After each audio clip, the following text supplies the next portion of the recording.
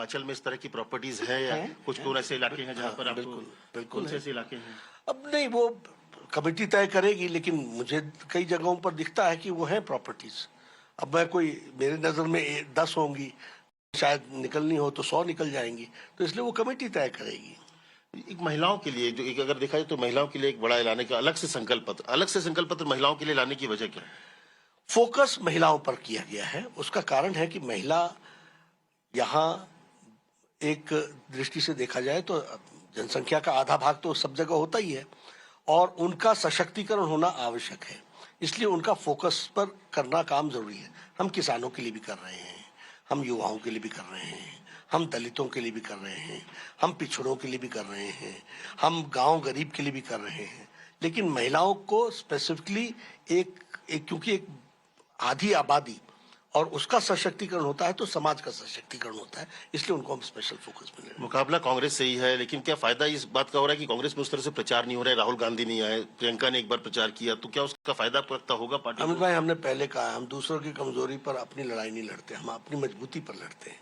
और इसलिए भारतीय जनता पार्टी हमेशा लोगों से ये बोलती है कि भारतीय जनता पार्टी ने अच्छा काम किया है। उनके जो गलत काम है वो मैं एक्सपोज जरूर करता हूँ, लेकिन उसके आधार पर मुझे चुनो ऐसा नहीं।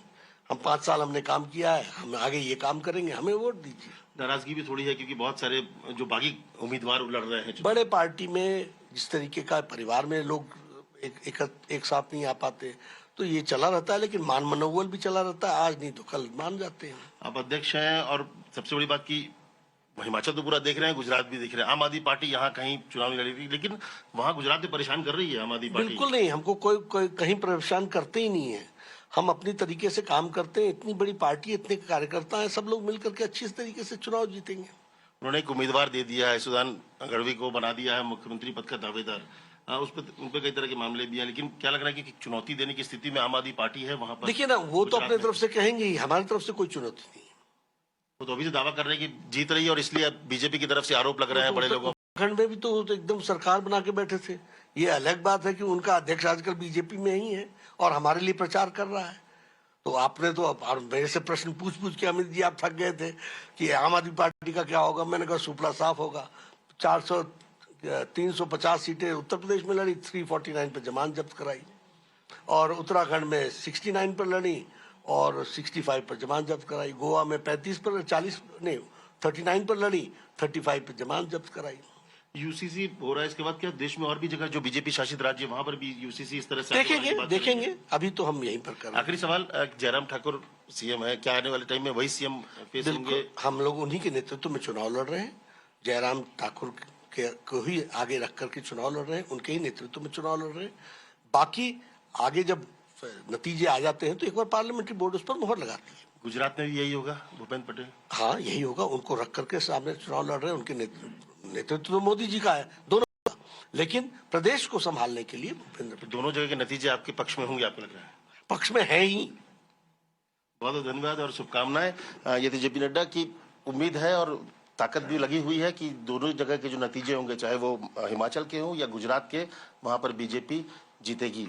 कैमरा मुकेश के साथ अमित कुमार, टाइम्स ऑफ भारत, शिमला।